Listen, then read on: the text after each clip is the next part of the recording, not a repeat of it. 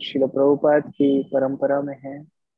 श्रील प्रभुपाद एक संस्था खोल के नहीं गए हैं, एक जिम्मेदारी दे करके गए हैं।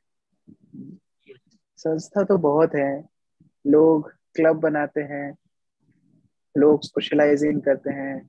भारत में हम देखते हैं माताएं किटी पार्टी करती हैं, और जो युवा वर्ग है वो थोड़ा एक मित्र मंडल बना लेते हैं और गणेश उत्सव, दुर्गा उत्सव, इस तरह अलग अलग उत्सव करते हैं। प्रभुपाद जी उस तरह हम लोगों को एक सोसाइटी नहीं, एक जिम्मेदारी दे करके गए। तो प्रभुपाद का अनुयायी होने का अर्थ है उस जिम्मेदारी को समझना। जी प्रभु, तो प्रभुपाद जी, आपके आपका जो भाव है वो हमारे अंदर भी आए, हम लोग भी उसी प्रकार से सोच पाए प्रभु। तो ये कृपा होती है जब ऐसे भक्तों से हम लोग श्रवण करते हैं और उनका भाव भी वो हम तक पहुंचता है, तो इसके लिए हमारे लिए ये बहुत महत्वपूर्ण हो जाता है प्रभु जी, आप जैसे भक्तों से श्रवण करने के लिए। तो बहुत बहुत धन्यवाद प्रभु जी आपका। थैंक यू प्रभु जी। हरे कृष्णा। तो हम लोग उपदेश अमृत में भक्त कैसे बनना है उस विषय में चर्चा कर रहे हैं। जैसा कि शुरुआती चर्चा में आ ही गया है कि कैसे प्रभुपाद जी हम लोगों को चाहते थे कि हम सभी लोग जिम्मेदारी लें।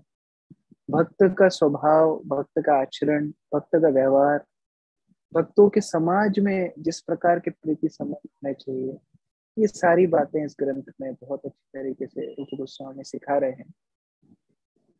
देखिए, अगर पेड़ का कोई पत्ता पेड़ से अलग हो जाए और हवा के माध्यम से, वायु के माध्यम से उड़ता हुआ किसी दूर स्थान पे भी चला जाए, तब भी हम उस पत्ते को उठा करके बता सकते हैं, हाँ ये आम का पत्ता है, हाँ ये अशोक का पत्ता है, हाँ ये वट वृक्ष का पत्ता है। तो पत्ता अपनी पहचान उस वृक्ष से हमेशा बना करके रखता है, क्योंकि उसने उस वृक्ष का संग किया है, उस वृक्ष ने उसको पोषित किया है, उसको आगे नरिशमेंट दे करके, पोषण दे के, संरक्षण दे के उसको इस लायक बनाया कि वो पूर्ण आकार में आ गया। और अभी उस पत्ते से उस पेड़ का पहचान होता है। उसी प्रकार से रूप गोस्वामी जैसे आचार्य हमें केवल परंपरा से जोड़ते ही नहीं है, लेकिन इस प्रकार अपने शिक्षाओं के माध्यम से, अपने ग्रंथों के माध्यम से, अपने जीवन के माध्यम से वो हमें इस लायक बनाते हैं कि हम भी उस परंपरा के एक पात्र बन पाए। और यदि कोई बाद में चुनना चाहे कि हाँ ये भक्त कौन है, तो वो परंपरा को पहचान। जैसे एक वट वृक्ष का पत्ता कहीं भी उड़ के जाए, उसको देख के पहचान सकते हैं हाँ ये वट वृक्ष का है। उसी प्रकार से रूपानुगा भक्त जहां भी जाएं, उनके आचरण से देख के पहचाना जाए कि हाँ ये रूप गोस्वामी के अनुयायी हैं, हाँ ये श्रील प्रभुपाद के अनुयायी हैं, हाँ ये इस्कॉन के अनुयायी हैं। तो उसी भाव के साथ हम लोग ग्रंथों का पठन कर रहे हैं, जिससे किसी ना किसी दिन रूप गोस्वामी की कृपा से हम लोग उसका पालन कर सकें। हम लोग ग्रंथों का पठन ज्ञान अर्जित करने के लिए नहीं करते। ज्ञान अर्जित करने के लिए हमारा पठन नहीं है। हमारा पठन क्यों है? वो आचार्य जिन्होंने ग्रंथ लिखा है उनसे संबंध स्थापित करने के लिए। तब वो हमें कृपा देते हैं, तब वो दिव्य ज्ञान हृदय प्रकाशित होता है। प्रभुपाद की पुस्तकें हम क्यों पढ़ते हैं? हमारा संबंध प्रभुपाद के साथ स्थापित हो, और उसके बाद प्रभुपाद की कृपा से वो दिव्य ज्ञान हृदय में प्रकाशित होता है। उसी श्रृंखला में हमने पहले 4 श्लोक उपदेश अमृत ग्रंथ से पढ़े हैं, जिसमें भक्तों के जीवन में क्या कठिनाइयां आ सकती हैं और भक्तों के जीवन में क्या उपलब्धियां हैं, इन सभी के विषय में बताया गया है। आगे हम लोग 5वें श्लोक का आज पठन करेंगे। उपदेशामृत श्लोक संख्या 5। कृष्णेति यस्य गिरीतं मन संत्रियेत दीक्षास्ति चेत प्रणति विसज भजनन्त ईशं शुश्रूषाय भजन विज्ञमनन्न अन्य निंदादिशून्यम हृदय प्रसिद्ध संगलब्धा। बहुत सुंदर श्लोक है और बहुत सारी शिक्षाएं इस श्लोक के अंदर सम्मिलित हैं। कोई एक भक्त अनुवाद पढ़ सकते हैं, इस श्लोक का अनुवाद? कोई भी एक भक्त अनम्यूट करके पढ़ सकते हैं। मनुष्य को चाहिए कि जो भक्त कृष्ण नाम का जप करता है उसका मन से आदर करें। जो भक्त आध्यात्मिक दीक्षा ग्रहण कर ली है और अर्चा विग्रह के पूजन में लगा हुआ है उस भक्त को सादर नमस्कार करे। एवं जो अनन्य भक्ति में आगे बड़ा बढ़ा हुआ हुआ है। बढ़ा हुआ है और जिसका हृदय दूसरों की आलोचना निंदा करने की प्रवृत्ति से सर्वथा विमुख है, उसे चाहिए कि वह उस शुद्ध भक्त की संगति करे और श्रद्धा पूर्वक उनकी सेवा करे। यहाँ पर 3 तरह के भक्तों के विषय में बताया है, क्योंकि पिछले श्लोक में हमने देखा कि 6 प्रकार के प्रीति संबंध होते हैं। प्रदाति प्रतिगृणाति गुह्यम मखाति पृच्छति भुंक्ते भोज्यते चैव षण्विधा प्रीति लक्षणम। तो ये 6 प्रकार के प्रीति संबंध किसके साथ करें, ये बताने के लिए अगला श्लोक रूप गोस्वामी पाद बता रहे हैं। 3 तरह के भक्त हैं। यहाँ पर प्रभुपाद जी तात्पर्य में बताते हैं, पिछले श्लोक में जिन 6 प्रकार की प्रीति के आदान प्रदान का उल्लेख हुआ है उन्हें बुद्धिमत्ता पूर्वक व्यवहित करने के लिए विवेक पूर्ण पूर्वक उचित व्यक्तियों का चुनाव करना होगा। हर किसी के साथ नहीं, उचित व्यक्तियों के साथ। अतएव श्रील रूप गोस्वामी उपदेश देते हैं कि हमें वैष्णवों से उनकी प्रतिष्ठा के अनुसार, उनके स्तर के अनुसार उचित रीति से मिलना चाहिए। We should associate as per the level of devotee। इस श्लोक में वे हमें यह भी बताते हैं कि 3 प्रकार के भक्त, कनिष्ठ अधिकारी, मध्यम अधिकारी तथा उत्तम अधिकारी के साथ किस तरह व्यवहार किया जाए। सबसे पहले कनिष्ठ अधिकारी, कृष्णेति यस्य गिरितम मनसेन्द्रियेण। गिरि यानी वचन या वाणी से। क्या करता है वो वचन या वाणी से? मन से वचन वाणी से आद्रियेता, आदर करता है। एक भक्त अपनी वाणी से, वचन से, मन से आदर करता है किसका? को जो कृष्ण का नाम जप करता है। जो कोई भी कृष्ण का नाम यदि जप करे वह भक्त का हम आदर करना सीखें। ये आदर के माध्यम से हम लोग उस भक्त को एक प्रकार से सम्मान देंगे, भले ही वो प्राकृत भक्त है। कनिष्ठ अधिकारी जो सबसे निम्न स्तर का भक्त है उसको प्राकृत भक्त बोला जाता है। प्राकृत मतलब भौतिक इच्छाओं वाला। वो भक्त तो है लेकिन उसकी भौतिक इच्छा है। शास्त्र सामने होने के बाद भी शास्त्र पढ़ने में उसकी उतनी रुचि नहीं रहती, भावुकता में रहता है, शास्त्र नहीं पढ़ता। भक्त प्राय है। भक्त प्राय, प्राय का अर्थ भक्त जैसा है। जैसे कि गीता में भगवान शुरू में बोलते हैं ना, प्रज्ञावादाम से भाष्य, प्रज्ञावादाम, तुम पंडितों जैसी बात कर रहे हो। इसका मतलब पंडितों जैसी मतलब पंडित नहीं हो, पंडित जैसी बात कर रहे हो। उसी तरह भक्त प्राय, भक्त नहीं है, भक्त जैसा, भक्त आभास। माधवाचार्य इसके ऊपर टीका करके बताते हैं कनिष्ठ अधिकारी के बारे में। वो बताते हैं कि कनिष्ठ अधिकारी को ये विश्वास ही नहीं होता कि भगवान मंदिर के बाहर भी है। उसका केवल विश्वास, हाँ मूर्ति, विग्रह और मैं, बस यही भक्ति है, विग्रहों की सेवा और मैं। यह अधिकार कनिष्ठ अधिकारी इसी हिसाब से, इसी मानसिकता के हिसाब से चलता रहता है। कनिष्ठ अधिकारी का एक और लक्षण है, कनिष्ठ अधिकारी सोचता है कि हमसे बड़ा कोई भक्त नहीं है, हम सबसे बड़े भक्त हैं, हम सबसे सिंसियर भक्त हैं। देखो वो भक्त तो जब में सो जाता है, हम नहीं सोते हैं। वो भक्त तो 5 बजे उठता है, हम 4 बजे उठते हैं।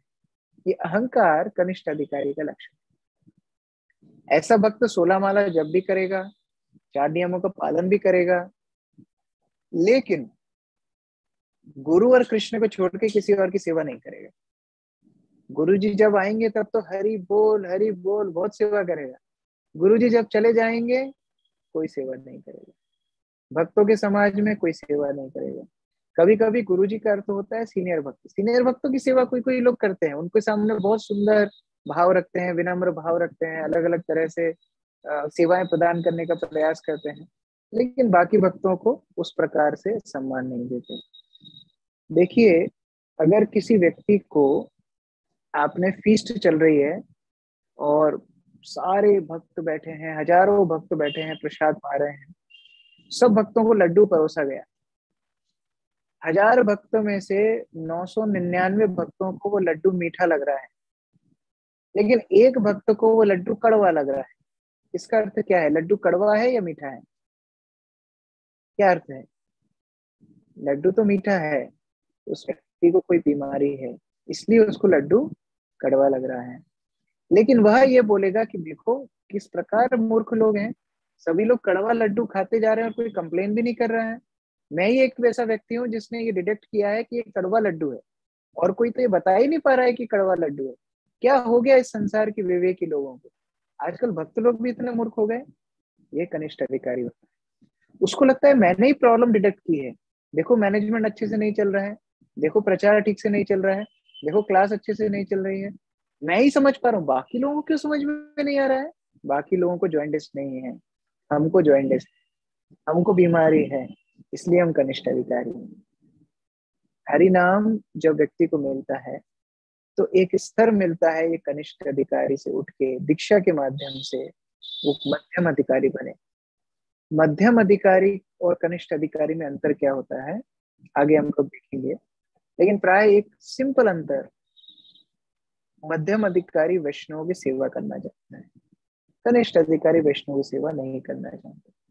मुझे याद है जब हमें पुरी में टोटा गोपीनाथ मंदिर के अंदर हमारे गुरु महाराज ने ब्राह्मण दीक्षा दी थी, द्वितीय दीक्षा दी थी, तो बहुत समय हो गया था, क्योंकि उसमें टोटा गोपीनाथ मंदिर में पहले दर्शन खोले, यज्ञ भी बड़ा लंबा चला, हम लोग ने फास्टिंग भी की हुई थी, और पूरा दीक्षा समारोह कंप्लीट होते होते 4 बज गए दोपहर के। तो सुबह से कुछ खाया नहीं और शाम के 4 बज गए, और जगन्नाथ का प्रसाद तो जगन्नाथ की इच्छा से ही आता है, जगन्नाथ का प्रसाद 4 बजे तक ही नहीं आया उसको, और भी लेट हो गया।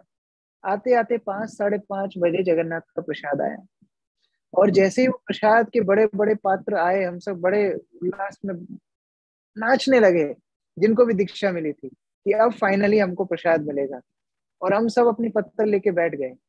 तो हमारे गुरु महाराज ने माइक पे बोला, गुरु महाराज बोले, आज आपको दीक्षा मिली है, आज आपको सेवा करना है। दीक्षा का अर्थ है सेवक बनना, वैष्णव का सेवक बनना। आप कनिष्ठ अधिकारी मत रहिए, अभी आप सेवक बन के मध्यम जाइए। तब हम लोग को उठ के हम सब ने प्रसाद सेवा की। उन्होंने बोला आज सब ब्राह्मण जिनको मिला है सब सेवा करें। कहने का तात्पर्य है कनिष्ठ अधिकार से ऊपर उठना है।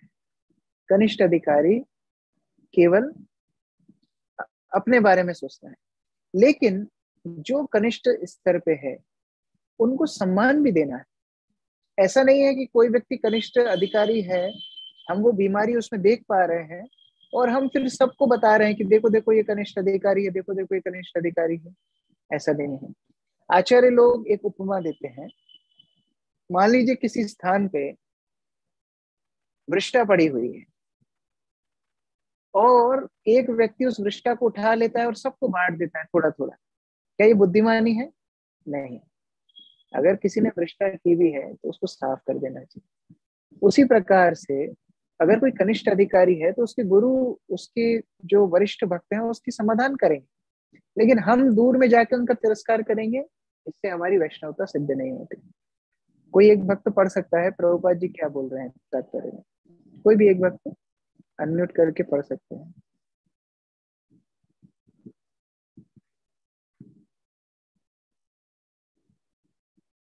हमारे एक मित्र, ओके, प्रेम निकेतन प्रभु पढ़िए, अनम्यूट करके पढ़िए। हरे कृष्ण प्रभु। जी जी, हमारे एक मित्र जो प्रसिद्ध अंग्रेजी संगीतकार है, वे कृष्ण के पवित्र नाम के कीर्तन के प्रति आकृष्ट है। हम बिना किसी संकोच के उन्हें सम्मान देते हैं। क्योंकि हम देख रहे हैं कि वे महाशय महाशय हम देख रहे हैं कि ये महाशय क्रमशः कृष्ण भावनामृत की ओर अग्रसर हो रहे हैं। ऐसे व्यक्ति को सदा ही सम्मान दिया जाना चाहिए। ये किसकी बात चल रही है? जॉर्ज हैरिसन की बात चल रही है। प्रभुपाद जी बोल रहे हैं कि वो जॉर्ज हैरिसन है, प्रसिद्ध अंग्रेजी संगीतकार है, और भगवानों के नाम का जप करते हैं, हम उन्हें सम्मान देते हैं क्योंकि हम देख रहे हैं कि वो भगवान का नाम ले रहे हैं। इसका अर्थ क्या है? वो भक्ति में अग्रसर हो रहे हैं। प्रभुपाद जी आगे बताते हैं, यहाँ तक कि उन्होंने अपने रिकॉर्डों में भी कृष्ण के पवित्र नाम का अनेक बार उल्लेख किया है। जॉर्ज हैरिसन ने बहुत सारे रिकॉर्ड भी निकाले। अपने घर में कृष्ण के चित्रों को नमस्कार करते हैं और कृष्ण भावनामृत के प्रचारकों का भी आदर करते हैं। सभी तरह से उनके मन में कृष्ण के नाम तथा कृष्ण के लीलाओं के प्रति आदर भाव। तो हमको क्या करना चाहिए? ऐसे भक्त का सम्मान करना चाहिए। एक बार जॉर्ज हैरिसन प्रभुपाद के पास आकर के बोले कि प्रभुपाद जी, हमको दीक्षा चाहिए। प्रभुपाद बोले, तुम तो पहले से दीक्षित हो। आश्चर्यचकित हो गए, ये कैसे हुआ? तो तुम्हारा नाम है हरि सन, हरि का सन, तुम तो हरि के पुत्र हो, तो तुम तो पहले से दीक्षित हो, तुम जो नाम जप कर रहे हो वो करते रहो। प्रभुपाद जी बाद में भक्तों को बोलते हैं, मैं उनको डिस्टर्ब नहीं करना चाहता हूँ, अभी बहुत अच्छा सब कुछ कर रहा है, उसको करने दो। भक्तों को लगा कि शायद ये इतने गंभीर नहीं है, इसलिए प्रभुपाद जी ने उनको दीक्षा नहीं दी। लेकिन 1977 में जब प्रभुपाद जी अपनी शैया पर लेटे हुए हैं, उनकी प्रकाशित लीला के अंतिम क्षणों में प्रभुपाद जी अपनी उंगली से एक अंगूठी निकालते हैं और अंगूठी भक्तों के हाथ में देते हैं और बोलते हैं, ये जॉर्ज हैरिसन को दे दें। देखिए, एक चीज है हम गुरु और कृष्ण को याद करें, और दूसरी चीज है गुरु और कृष्ण हमको याद करें। क्या अच्छा है? दूसरा ज्यादा अच्छा है। उसी प्रकार से जॉर्ज हैरिसन भगवान का नाम लेने के माध्यम से ही प्रभुपाद के इतने प्रिय बन गए। तो जो भक्त भगवान का नाम ले उसको उस प्रकार का सम्मान देना चाहिए। प्रभुपाद जी तात्पर्य में बोल रहे हैं, निष्कर्ष यह निकाला कि जो व्यक्ति पवित्र नाम का नियमित कीर्तन करते हुए कृष्ण भावनामृत में प्रगति करने का प्रयास करे, उसका सम्मान वैष्णवों का धर्म है। ये धर्म है, सम्मान देना धर्म है। कौन कब किस स्तर का भक्त बन जाएगा हम नहीं जानते। देखिए, ध्रुव की माता सुरुचि, सौतेली माता सुरुचि, उन्होंने जो ध्रुव का असम्मान किया, उस समय पे ध्रुव शुद्ध भक्त नहीं थे, लेकिन जब बाद में शुद्ध भक्त बन गए तब उनको वैष्णव अपराध लगे। बाद में शुद्ध भक्त बने, उसमें वैष्णव अपराध लग गया सुरुचि को। उत्तम की उनके पुत्र की मृत्यु हो गई, सुरुचि की भी मृत्यु। तो कौन कब किस स्तर का भक्त बन जाएगा हम नहीं जानते, इसलिए सभी वैष्णवों को सम्मान देना चाहिए। भक्ति सिद्धांत सरस्वती एक कहानी बताते हैं। एक गांव में एक छोटा सा बच्चा था, उसका नाम था पेंचो। वो पेंचो नग्न घूमता रहता था, छोटा सा बच्चा है। अभी कुछ सालों बाद, 10-20 साल बाद, जब वो शहर चला गया, शहर से एक व्यक्ति लौट करके आया और गांव में बताने लगा कि अरे, अपना जो पेंचो था ना, पेंचो वो जज बन गया है। वो हाई कोर्ट में कोट पहन करके जाता है, जज बन गया है। लोग बोलते हैं ये तो हो ही नहीं सकता, ये तो नग्न पेंचो जो घूमता था वो कैसे जज बन गया?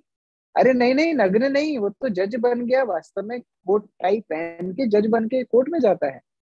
तो लोग बोलते हैं अच्छा ठीक है, फिर उसको सैलरी नहीं मिलती होगी। जज बन गया लेकिन सैलरी नहीं मिलती होगी। देखिए, सम्मान देने में कितना कष्ट होता है। किसी को सम्मान देना बहुत कष्ट का काम है, लेकिन यहाँ पर प्रभुपाद जी बता रहे हैं जो कृष्ण का नाम ले उसको सम्मान देना चाहिए। भक्ति विनोद ठाकुर ने एक निबंध लिखा था और उस निबंध का नाम था वैष्णव निंदा।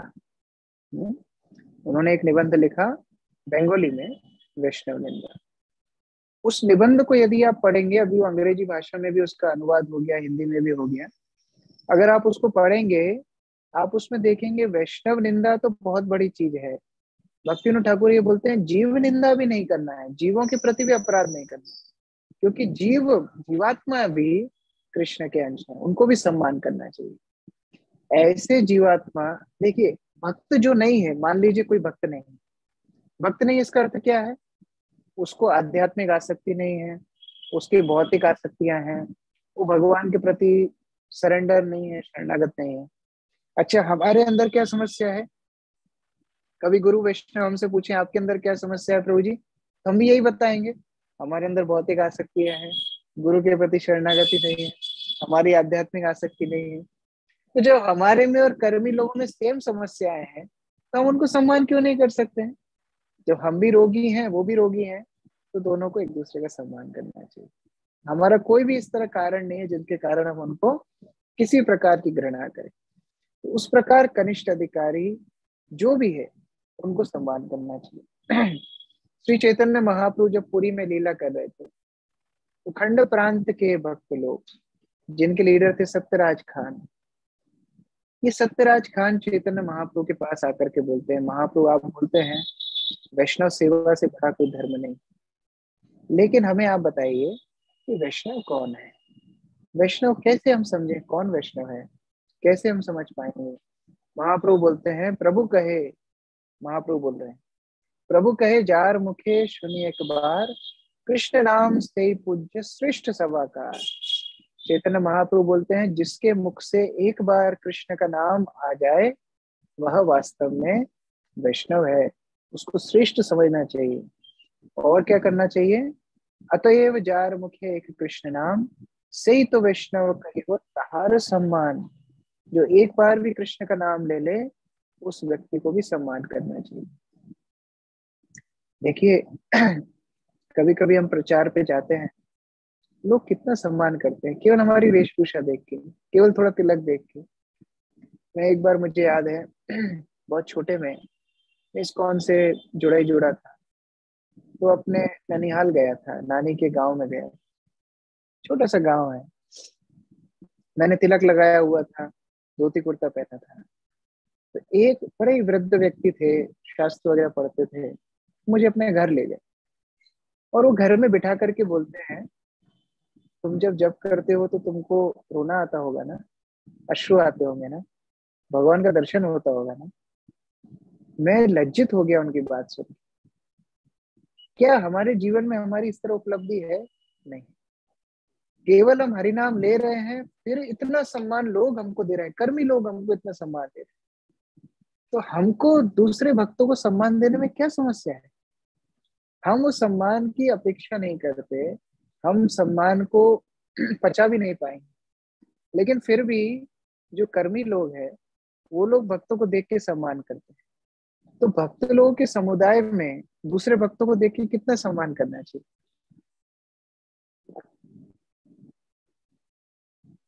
तो यहाँ महाप्रभु बोल रहे हैं, जो एक बार कृष्ण का नाम लेता है उनको सम्मान करना है। कृष्ण का नाम लेना कृष्ण की कृपा छोड़ के नहीं हो सकता। हम लोग रोज बोलते हैं प्रथम नाम अपराध। क्या है प्रथम नाम अपराध? जिन भक्तों ने अपना पूर्ण जीवन कृष्ण के नाम का प्रचार करने में लगा दिया, उनकी निंदा करना, साधु निंदा। To blaspheme the devotees who dedicated their lives in propagating the holy name of the Lord. अब प्रश्न ये है कि ये समर्पित भक्त है कौन? क्या ये भक्त कहीं गुफा में रहते हैं? क्या केवल डंडाधारी सन्यासी वो भक्त हैं? कि क्या केवल लाल कपड़ा पहनने वाले ब्रह्मचारी वो भक्त हैं? कि केवल हमारे लीडर्स वो भक्त हैं? हर एक भक्त जो आपके आसपास बैठा हुआ है, जप कर रहा है, उसने कुछ ना कुछ छोड़ा है, उसने कुछ ना कुछ सेक्रीफाइस करके हरिनाम लिया है। तो हर भक्त का सम्मान करना वैष्णव समाज का एक कंपल्सरी एस्पेक्ट होना चाहिए। आगे बढ़ते हैं। मध्यम अधिकारी। मध्यम अधिकारी का क्या लक्षण है? दीक्षा प्रणति भी, जिन्होंने दीक्षा प्राप्त की है उनको प्रणाम के द्वारा सम्मान देना चाहिए। व्यक्ति को चाहिए कि उस भक्त को सादर नमस्कार करे जिन्हें आध्यात्मिक दीक्षा ग्रहण की और अर्चा विग्रह के पूजन में लगा हुआ है। लेकिन दीक्षा का अर्थ क्या है, पहले तो हम ये समझ लें। प्रभुपाद जी बताते हैं तात्पर्य। दीक्षा का अर्थ क्या है? दीक्षा का अर्थ है, दीक्षा काले शिष्य करे आत्मसमर्पण, सेई काले कृष्ण तारे करे आत्मसमर्पण, दीक्षा काले शिष्य करे आत्मसमर्पण। दीक्षा का अर्थ ये नहीं है आज मुझे नया नाम मिल गया। हाँ, लोग अपना नाम डालते हैं, फोटो डालते हैं, माला का फोटो डालते हैं, ये दीक्षा का मतलब नहीं। इस तरह दीक्षा बहुत नहीं। दीक्षा का मतलब है समर्पण, आत्मसमर्पण। दीक्षा के समय पे गुरु के प्रति, हम परंपरा के प्रति पूर्ण समर्पण करते हैं, और ये समर्पण को देख करके कृष्ण हमें आत्मसम कर अंगीकार कर ले। कृष्ण बोलते हैं हाँ, ये मेरे जैसा, मेरा है, मेरी संपत्ति है, ये भक्त मेरा है। कृष्ण इस प्रकार हमें स्वीकार करते हैं। तो जैसे दीक्षा होती है, भक्त समर्पण करता है, उस समर्पित भक्त को हमें प्रणाम करना चाहिए, दंडवत करना चाहिए, उसकी सेवा, उसका प्रणाम, उसको सम्मान उस प्रकार देना चाहिए। उसने गुरु को समर्पण किया है। समर्पण करना बहुत बड़ी चीज है। भौतिक संसार में इंडिपेंडेंट रहना बड़ी चीज है, स्वतंत्र रहना बड़ी चीज, लेकिन आध्यात्मिक संसार में बड़ो दुख पाई आछी स्वतंत्र जीवन। स्वतंत्र जीवन में बड़ा दुख है। आध्यात्मिक जीवन में समर्पण का महत्व है। जितना हम समर्पण करेंगे उतना आध्यात्मिक प्रगति होगी। तो दीक्षा होने का मतलब है भक्त ने समर्पण किया है, और उसके समर्पण को सम्मान देना चाहिए, उसके समर्पण को प्रणाम करना चाहिए। और इस मध्यम अधिकारी के और क्या लक्षण होते हैं? ईश्वरे तदनेषु बालिशेषु दशस्तुचा प्रेम मैत्री कृपा उपेक्षा या करोति स मध्यमा। 4 लक्षण मध्यम अधिकारी के बताए गए हैं भागवत में। क्या बताए हैं? जो द्वितीय कोटि का भक्त है, मध्यम भक्त है, भगवान को अपना प्रेम अर्पित करता है, वह भगवान के समस्त भक्तों का निष्ठावान मित्र होता है, वह अज्ञानी व्यक्तियों पे दया करता है, और जो जो नास्तिक हैं, जो द्वेषी है, उनकी उपेक्षा करता है। 4 तरह की चीज बहुत जरूरी है। प्रेम, मैत्री, कृपा, उपेक्षा। प्रेम किसके लिए? भगवान की, अर्चा विग्रह। मैत्री किसके साथ? मित्रता किसके साथ? भक्तों के साथ। कृपा, दयावान किसके ऊपर? जो अज्ञानी है, जिनको भगवान के बारे में पता नहीं, भक्ति के बारे में पता नहीं, ऐसे लोगों के प्रति दया। और द्वेषी, जो ईर्ष्यालु हैं, भगवान के प्रति ईर्ष्या रखते हैं, भक्तों के प्रति द्वेष रखते हैं, जो असम्मान करते हैं, ऐसे लोगों को दूर रखना। उपेक्षा, ऐसा क्यों करते हैं? कोई पूछ सकता है कि क्यों ऐसा भेदभाव, क्यों ऐसा भेदभाव से क्या आपको क्या उपलब्धि होगी? देखिए, मध्यम अधिकारी अपना सीमा जानता है। हमारी सीमा क्या है? यदि हम द्वेषियों के साथ संग करेंगे तो हमारे अंदर भी गुण उस तरह अवगुण आ जाएंगे, इसलिए दूर रखता है। भगवान के प्रति प्रेम, भक्तों के प्रति सेवा, और जो अज्ञानी उनके प्रति कृपा, उनको प्रचार करते हैं। देखिए, जब अभी हम रामायण के ऊपर कुछ सत्र कर रहे हैं और रामायण पढ़ने का सौभाग्य मिल रहा है, हमने उसमें पढ़ा कि जब सुंदरकांड में बंदरों से पूछा जाता है कि अरे लंका जाना है, सभी बंदर बताते हैं मैं 10 योजन कूद सकता हूँ, मैं 20 योजन कूद सकता हूँ, मैं 50 योजन कूद सकता हूँ। अंगद बोलते हैं मैं तो पूरा लंका तक चला जाऊंगा, लेकिन वापस आने में समर्थ हुआ नहीं। ऐसा क्यों बोलते हैं? क्योंकि डींगे हाँकने से सिद्धि नहीं मिलती। बोलते हैं ना, मुंगेरी लाल की सपने, बड़ी बड़ी बातें करने से कुछ उपलब्धि नहीं मिलती। सत्य, सच्ची बात। बंदरों ने अपना सामर्थ्य बताया, हम इतना ही जा सकते हैं। उसी प्रकार से मध्यम अधिकारी अपना स्तर जानता है। हर व्यक्ति 2 प्रकार के अभिनय इस भौतिक संसार में करता है। Everybody has 2 roles, one is of receiver, one is of contribute. एक ग्रहण करने की और दूसरा देने की। कोई ये व्यक्ति सोचे कि हम केवल ग्रहण ही ग्रहण करेंगे, ये जीवन की सबसे बुरा स्तर होगा। केवल ग्रहण करना नहीं, देना भी। और कोई व्यक्ति ये सोच ले कि नहीं, हम तो केवल देने के लिए बने, हम तो केवल देंगे देंगे, ये अहंकार।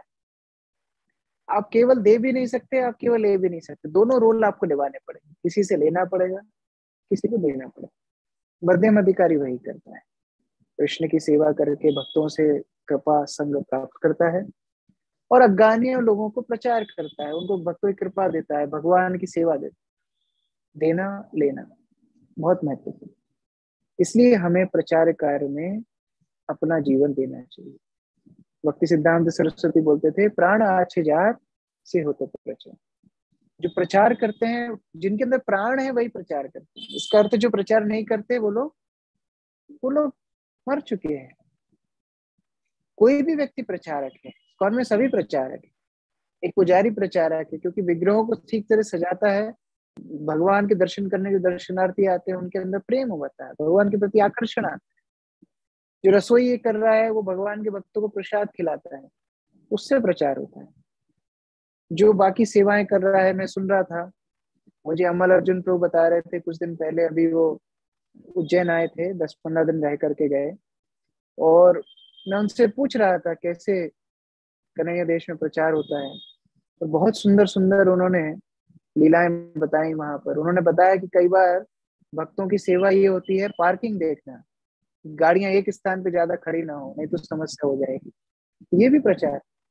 एक भक्त की सेवा वो बता रहे थे एक प्रोग्राम में, बाहर में जूते इकट्ठे करके रखना बैग्स में, क्योंकि वहां विदेशों में बाहर जूते छोड़ना अलाउड नहीं, तो जूते कलेक्ट करना, ये भी प्रचार है। हर व्यक्ति को प्रचार करना चाहिए, जिससे हम प्रभुपाद के मिशन को आगे बढ़ा पाए। यही प्रेम मैत्री कृपा उपेक्षा है। हमारा मध्यम अधिकारी बनना बहुत जरूरी है। लेकिन मध्यम अधिकारी और कनिष्ठ अधिकारी में अंतर क्या होता है? दोनों ही तो अर्चक विग्रहों की सेवा करते हैं, दोनों ही तो भगवान के प्रति आसक्ति दिखाते हैं। अंतर क्या है?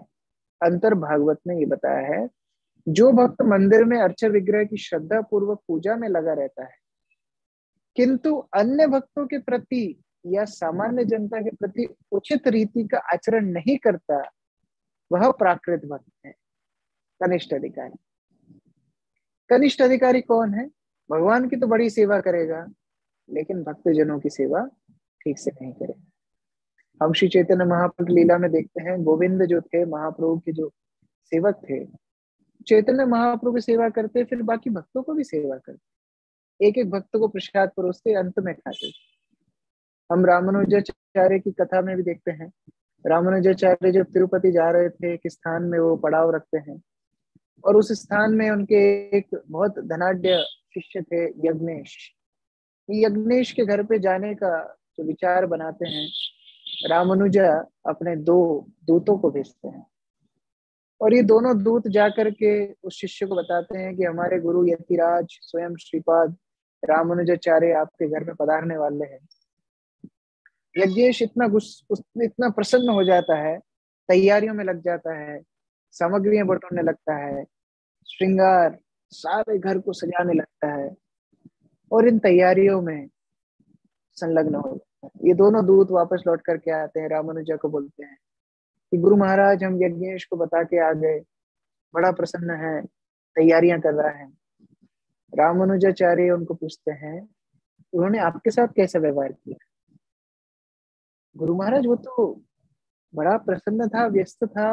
नहीं नहीं नहीं, मैं पूछ रहा हूँ आपके साथ कैसा व्यवहार किया, ये बताइए। दोनों शिष्य सिर झुका करके बोलते हैं, उन्होंने हमें देखा भी नहीं। रामानुजाचार्य बोलते हैं, मैं ऐसे घर में नहीं जाऊंगा जहाँ भक्तों का आदर नहीं होता। रामानुजा के शिष्यों का यदि अनादर हुआ है तो रामानुजा उधर नहीं जाएंगे। तो कनिष्ठ अधिकारी के स्तर से उठ के मध्यम अधिकारी के स्तर पे आना है। जो भक्त भक्तों की सेवा करने में संलग्न है, गुरु कृष्ण उनके प्रति पूर्ण रूप से संतुष्ट रहते हैं। एक बार उज्जैन में हमारे गुरु महाराज प्रवचन कर रहे थे, और एक भक्त ने इसी प्रकार का कुछ प्रश्न पूछा कि गुरु महाराज, मुझे ऐसा लगता है कि कोई मुझे देखता नहीं, कोई मेरी देखभाल नहीं करता, और कोई मुझे इतनी इंपॉर्टेंस नहीं देता। उन्होंने बोला, I am not valuable for Guru and Krishna. Guru Maharaj ने बहुत सुंदर एक वाक्य बोला, मुझे बार बार याद आता है। गुरु महाराज बोलते हैं, you become valuable by valuable service. आप महत्वपूर्ण बनते हैं महत्वपूर्ण सेवा के माध्यम से। अब जितना भक्तों को सेवा करेंगे उतना ही आप भक्तों के समाज में उत्तीर्ण होते जाएंगे, उतना ही आप भक्तों के समाज में प्रिय हो जाएंगे सबके। तो जितनी हम सेवा करें उतनी ही भक्तों की हम कृपा प्राप्त करेंगे। मध्यम अधिकारी का लक्षण। अब देखते हैं उत्तम अधिकारी। उत्तम अधिकारी का क्या लक्षण है? बहुत सुंदर रूप गोस्वामी बता रहे हैं, उसे चाहिए कि वह उस शुद्ध भक्त की संगति करे और श्रद्धा पूर्वक सेवा करे जो अनन्य भक्ति में आगे बढ़ा हुआ है। अनन्य भक्ति में आगे बढ़ा है, अनन्य, दूसरा नहीं, एकमात्र, अन्य, दूसरा कुछ नहीं। निष्काम भक्ति, आगे बढ़ा है, सतोवर है, बड़ा भक्ति में उत्तीर्ण है, और जो हृदय से दूसरों की कभी आलोचना निंदा नहीं करता, कभी निंदा शून्य, निंदादि शून्य, निंदा ही नहीं, निंदा आदि। कई बार निंदा नहीं करते हैं हम लेकिन हास्य उड़ाते हैं, कई बार निंदा नहीं करते हैं लेकिन फालतू बात करते हैं। निंदा, प्रजल्प, आलोचना सबसे मुक्त जो है, ऐसा व्यक्ति उत्तम अधिकारी होता है। उत्तम अधिकारी भजन में दक्ष और निंदा में शून्य। हमारे साथ उल्टा होता है, भजन में शून्य और निंदा में उत्तीर्ण। ऐसा नहीं होना चाहिए। भजन में दक्ष होना चाहिए, निंदा में शून्य होना चाहिए। समय के साथ, मैं एक प्रवचन सुनता था, वो भक्त बता रहे थे, समय के साथ तो चूहे भी बदल गए हैं। पहले छोटे जब हम थे, हम देखते थे कोई चूहा घर में आ जाता था तो चूहा को पकड़ने के लिए पिंजरा रखती थी माता, और उस पिंजरे में जो रोटी का टुकड़ा लगा देते थे तो चूहा उसमें आ जाता। आजकल मंदिरों में चूहे पकड़ने होते हैं तो उनको मंचूरियन बॉल लगानी पड़ती, मंचूरियन का पकौड़ा। वो भक्त प्रवचन में बता रहे हैं। तो समय के साथ चूहे भी बदल गए हैं। तो भक्त जो भक्ति कर रहा है उसको नहीं बदलना चाहिए, समय के साथ बदलना चाहिए। हम जब भक्ति में नए थे, हो सकता है हम निंदा करते थे, प्रजल्प करते थे, दूसरे भक्तों की टांग खींचते थे, भजन में इतना मन नहीं लगता था, माला हाथ में झूलती रहती थी और उन सब जगह घूम घूम के लोगों से बात करते रहते थे। अब ऐसा नहीं करना है। समय के साथ कृष्ण के प्रति, आचार्यों के प्रति आसक्ति बढ़नी चाहिए, आसक्ति बढ़नी चाहिए, भजन के प्रति दक्षता बढ़नी चाहिए। हमारी उम्र बढ़ती जा रही है, हमारा भजन भी बढ़ना, हमारी आसक्ति गुरु से बढ़े, शास्त्रों के प्रति हमारी रुचि बढ़े, ये प्रार्थना हमको भगवान से करना चाहिए। और निंदा की भावना हमारे हृदय से दूर जाए, इस प्रकार भक्तों का संग करना चाहिए। भक्त उन्हीं को संग देते हैं जो गंभीर होते हैं। सुखदेव गोस्वामी जो एक स्थान पे उतना ही समय रहते थे जितना स्थान एक गाय का दूध निकालने में लगता है, उतना भी नहीं रहते थे, उससे भी कम।